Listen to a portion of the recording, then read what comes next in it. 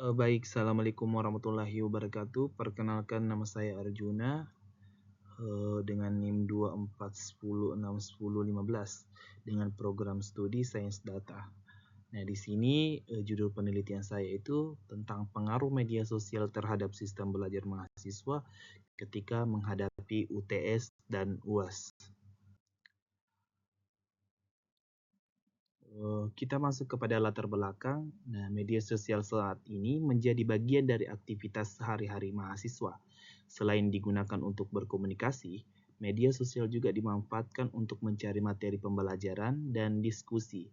Namun, penggunaan media sosial dapat mempengaruhi sistem belajar mahasiswa, terutama ketika menghadapi UTS dan UAS. Oleh karena itu, penelitian ini dilakukan untuk menganalisis hubungan penggunaan media sosial dengan sistem belajar mahasiswa. Rumusan masalah penelitian ini itu bertujuan untuk mengetahui bagaimana penggunaan media sosial oleh mahasiswa serta menganalisis hubungan penggunaan media sosial terhadap sistem belajar ketika menghadapi UAS, UTS dan UAS. Nah, di sini ada dua rumusan masalahnya. Yang pertama itu bagaimana penggunaan media sosial oleh mahasiswa ketika menghadapi UTS dan UAS. Kedua itu, apakah penggunaan media sosial berpengaruh terhadap sistem belajar mahasiswa ketika menghadapi UTS dan UAS. Adapun tujuan penelitian, penelitian ini tuh bertujuan memahami pengaruh media sosial terhadap perilaku konsumen dan fokus pada intensitas penggunaan dan faktor-faktor mempengaruhi keputusan pembelian. Nah, di mana menganalisis pengaruh penggunaan media sosial pada perilaku konsumen, mengidentifikasi faktor-faktor yang mempengaruhi keputusan pembelian, menilai peran media sosial dalam mempengaruhi preferensi konsumen. Adapun tujuan penelitian di sini ada dua tujuannya. Yang pertama itu mendeskripsikan penggunaan media sosial oleh mahasiswa ketika menghadapi UTS dan UAS. Tujuan kedua, menganalisis hubungan penggunaan media sosial dengan sistem belajar mahasiswa ketika menghadapi UTS dan UAS. Kita masuk pada materi populasi dan teknik sampling yang dipilih. Nah, penelitian ini itu melibatkan mahasiswa sebagai responden dengan teknik purposive sampling. Nah, agar datanya itu yang diperoleh sesuai dengan tujuan penelitian. Nah, populasinya di sini itu mahasiswa aktif yang menggunakan media sosial dalam aktivitas sehari-hari.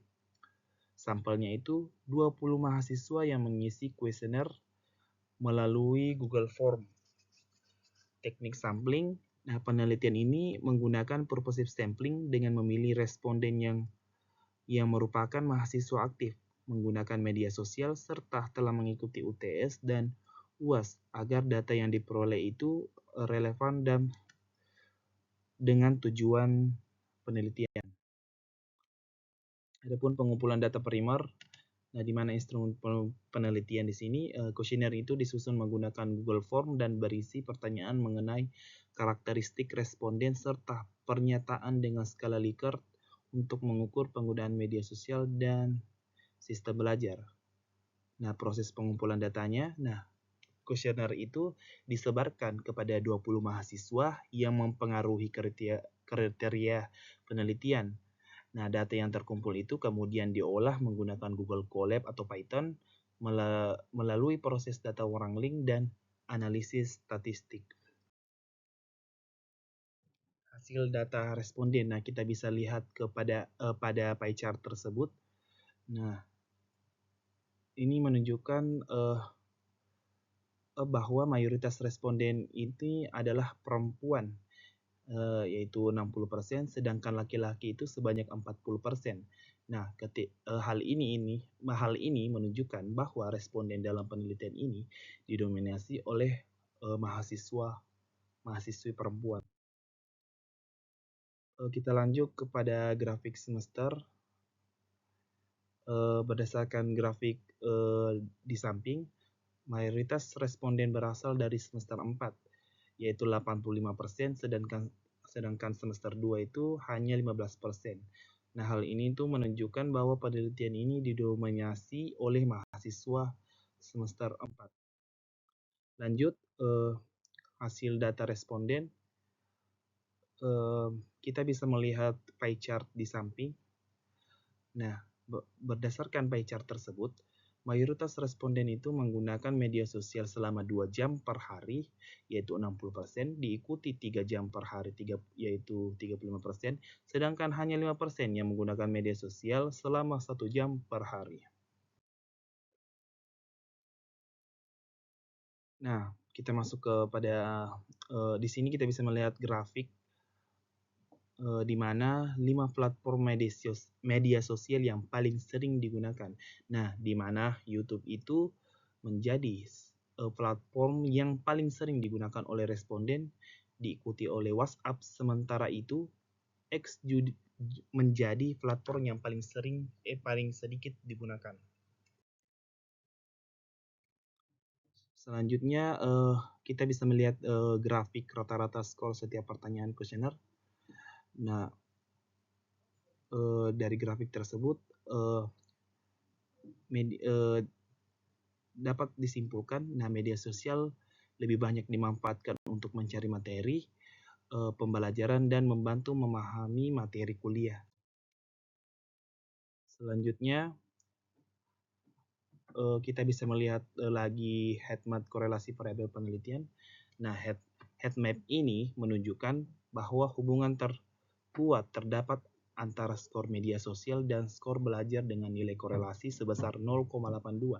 Nah, sedangkan variabel semester dan durasi memiliki hubungan yang relatif lemah. Selanjutnya, grafik scatter plot. Nah, hubungan media sosial dan sistem belajar. Nah, scatter plot ini itu menunjukkan kecenderungan hubungan positif, yaitu semakin tinggi skor penggunaan media sosial, semakin tinggi pula skor sistem belajar mahasiswa. Selanjutnya, hasil analisis data. Nah, hasil analisis ini itu menunjukkan adanya hubungan positif yang sangat kuat antara penggunaan media sosial dan sistem belajar mahasiswa. Nah, di mana R-nya itu 0, sama dengan 0,820 serta signifikan secara statistik. P lebih kecil daripada 0,05. Nah, model regresi juga menunjukkan bahwa penggunaan media sosial mampu menjelaskan sebesar 67,2% variasi sistem belajar mahasiswa, nah, di mana R kuadratnya itu sama dengan 0,672. Terakhir, saya dapat menyimpulkan di sini ada 4 poin. Yang pertama itu, media sosial dimanfaatkan mahasiswa sebagai sarana belajar dengan YouTube sebagai platform yang paling sering digunakan. Kedua, terdapat hubungan positif yang sangat kuat antara penggunaan media sosial dan sistem belajar mahasiswa, nah, di mana R-nya itu sama dengan 0,820. Ketiga, hasil regresi menunjukkan bahwa penggunaan media sosial mampu menjelaskan 67,2% variasi sistem belajar mahasiswa. Nah, di mana R kuadratnya itu 0,672. Nah, yang terakhir, penggunaan media sosial yang dimanfaatkan secara tepat dapat mendukung proses belajar mahasiswa ketika menghadapi UTS dan UAS. Nah, itulah yang bisa saya sampaikan pada video ini. Semoga bermanfaat. Sekian dan terima kasih. Wassalamualaikum warahmatullahi wabarakatuh.